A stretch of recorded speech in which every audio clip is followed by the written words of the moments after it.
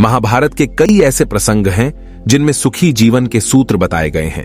अगर इन सूत्रों को जीवन में उतार लिया जाए तो हम कई समस्याओं से बच सकते हैं।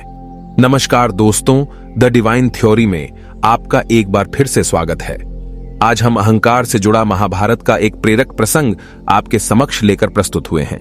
इस प्रसंग में श्री कृष्ण ने अर्जुन को सीख देते हुए कहा था कि घमंड कभी नहीं करना चाहिए और शत्रु को छोटा तो कभी भूल कर भी नहीं समझना चाहिए। आइए शुरू करते हैं अर्जुन और श्री कृष्ण के उस प्रसंग को। अर्जुन और कर्ण के बीच कुरुक्षेत्र में युद्ध चल रहा था। दोनों ही योद्धा पूरी शक्ति से लड़ रहे थे। अर्जुन के बाण कर्ण के रथ पर लगते तो उसका रथ 10 से 12 हाथ पीछे खिसक जाता था, जबकि कर्ण के बाणों के प्रहार से अर्जुन का रथ 1 या 2 हाथ ही पीछे खिसक रहा था। जब कर्ण का बाण अर्जुन के रथ पर लगता तो श्री कृष्ण उसकी प्रशंसा करने लगते, लेकिन अर्जुन के प्रहारों पर वे चुप रहते। श्री कृष्ण के मुख से कर्ण की प्रशंसा सुनकर अर्जुन से रहा नहीं गया और अर्जुन ने श्री कृष्ण से पूछ ही लिया कि हे केशव, जब मेरे बाण कर्ण के रथ पर लगते हैं तो उसका रथ बहुत पीछे खिसक जाता है, जबकि उसके बाणों से मेरा रथ थोड़ा सा ही खिसकता है।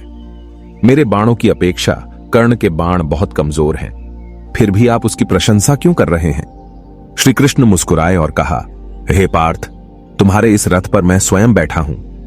ऊपर ध्वजा पर हनुमान जी विराजित हैं। रथ के पहियों को स्वयं शेषनाग ने पकड़ रखा है।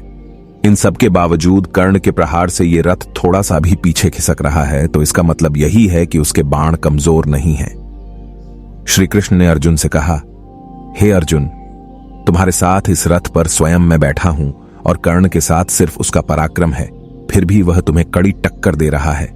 इसका मतलब यह है कि कर्ण बिल्कुल भी कमजोर नहीं है।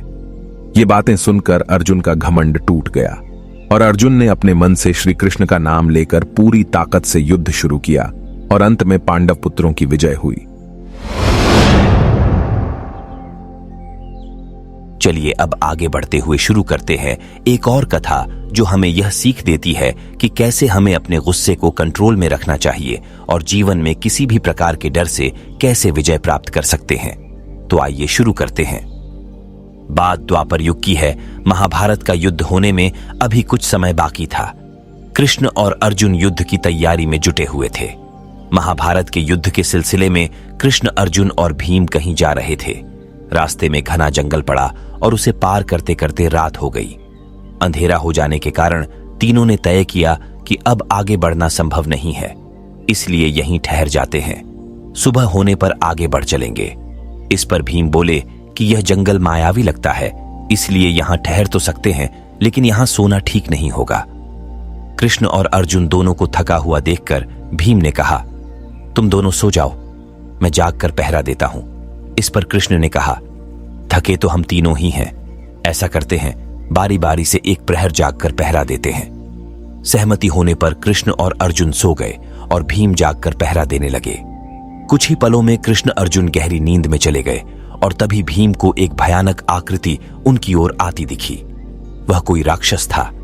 राक्षस उन्हें देखते ही जोर से चीखा और भीम क्रोध में भर गए। इस घटना का एक विचित्र असर हुआ। क्रोध के कारण भीम का आकार कुछ छोटा हो गया और राक्षस का आकार बढ़ गया। इसके बाद राक्षस फिर चीखा और फिर से भीम ने और क्रोध दिखाया। इस बार उनमें उतावलापन भी था। राक्षस का आकार बढ़ते देख भीम चिंतित भी होने लगे। इसके बाद दोनों में युद्ध होने लगा, लेकिन भीमकाय भीम राक्षस के सामने छोटे होने लगे और राक्षस का आकार बड़ा होने लगा। एक पहर तक लगातार युद्ध हुआ और अर्जुन के जागने का समय हुआ। इतने में राक्षस ने जोर का मुक्का मारा और भीम आधी मूर्छा में चले गए। अर्जुन को उठता देखकर राक्षस भाग गया। अर्जुन ने सोचा, भीम नींद में है। भीम ने भी कुछ नहीं बताया। अर्जुन उठकर पहरा देने लगे। कुछ ही देर में राक्षस फिर आया और अर्जुन को धमकाने लगा। पहले से विशालकाय राक्षस के अचानक आ धमकने से अर्जुन क्रोध और भय दोनों से भर उठे। दोनों में युद्ध हुआ, लेकिन राक्षस के प्रति अधिक चिंता और उतावलेपन के कारण अर्जुन उसके सामने हल्के पड़ने लगे। जितना वह क्रोध करते, राक्षस बड़ा होता जाता था। अर्जुन की सारी विद्याएं धरी की धरी रह गईं। अब राक्षस ने आकार बढ़ाया और अर्जुन को उठाकर पटक दिया। इतने में कृष्ण के उठने का समय हो गया। राक्षस फिर से भाग गया। अब कृष्ण पहरा देने लगे। कुछ देर बाद वही राक्षस उनके सामने आया और जोर से चीखा। कृष्ण जरा भी घबराए नहीं और बोले, बताओ तुम इस तरह चीख क्यों रहे हो, क्या चाहिए तुम्हें? इस बार भी कुछ विचित्र घटा। कृष्ण के साहस के कारण उनका आकार कुछ बढ़ गया और राक्षस का आकार कुछ घट गया। राक्षस को पहली बार कोई ऐसा मिला था जो उससे डर नहीं रहा था। घबराहट में वह पुनः कृष्ण पर जोर से चीखा। इस बार भी कृष्ण नहीं डरे और उनका आकार और भी बड़ा हो गया, जबकि राक्षस पहले से भी छोटा हो गया। एक आखिरी कोशिश में राक्षस अपनी पूरी ताकत से चीखा, पर कृष्ण मुस्कुरा उठे और फिर से बोले, बताओ तो क्या चाहिए तुम्हें? इस तरह हंसकर और प्यार से बात करने पर राक्षस तिलचट्टे के आकार जितना हो गया। कृष्ण ने उसे हथेली में लेकर अपनी धोती में बांध लिया और फिर कमर में खोस कर रख लिया। कुछ ही देर में सुबह हो गई। कृष्ण ने भीम अर्जुन को चलने के लिए उठाया और आगे बढ़ने के लिए कहा। वे धीरे धीरे आगे बढ़ने लगे। इस पर अर्जुन ने संकोच करते हुए रात की पूरी घटना बताई। कृष्ण तो सब जानते ही थे। उन्होंने भीम की ओर देखा। लज्जित हुए भीम से कुछ कहते नहीं बन रहा था। इस पर कृष्ण ने मुस्कुराकर अपनी कमर में बंधे उसी राक्षस को निकाला और दिखाया। अर्जुन और भीम चौंक पड़े और कहा, यह तो वही राक्षस है। कृष्ण बोले, यह राक्षस नहीं, तुम दोनों के मन में घर बना चुका अनावश्यक क्रोध है। यह तुम्हारा उतावलापन भी है। जितना तुम क्रोध को बढ़ाओगे, इसका आकार बढ़ता जाएगा। यह ताकतवर हो जाएगा। तुम इसके सामने बौने हो जाओगे। यह जीवन में आने वाली समस्या का भी प्रतीक है। जब जीवन में तुम किसी समस्या को लेकर उसका सामना करने से बचोगे, तो वह ऐसे ही अनियंत्रित हो जाएगी और तुम्हें कमजोर बना देगी।